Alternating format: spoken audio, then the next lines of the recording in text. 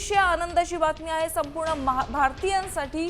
या क्षणाची सगळ्यात मोठी बातमी आपण पाहतोय आणि काही वेळेपूर्वी संसदेत देखील आपण पाहिलं ऑपरेशन सिंदूरवर संरक्षण मंत्री राजनाथ सिंग यांनी रोखठोकपणे विरोधकांना उत्तर दिलेलं आहे। केवळ विरोधकांनाच नाही तर विरोधी राष्ट्र आणि पाकिस्तानला भारताची ताकद नेमकी काय आहे हे खडे बोल त्यांनी सुनावलेले आहे। या क्षणाची सगळ्यात मोठी बातमी आपण पाहतोय भारतीय लष्करानं 3 दहशतवाद्यांचा खात्मा केलेला आहे। काश्मीरच्या खोऱ्यामध्ये श्रीनगरमध्ये 3 दहशतवाद्यांना कंठस्नान घातलेलं आहे। पहलगाम हल्ल्यामध्ये या दहशतवाद्यांचा सहभाग असल्याची माहिती आपल्याकडे आहे। दाचिगाम जंगलामध्ये याबाबतचा अद्याप शोध मोहीम जी आहे याबाबत शोध मोहीम सुरू असल्याची माहिती मिळते।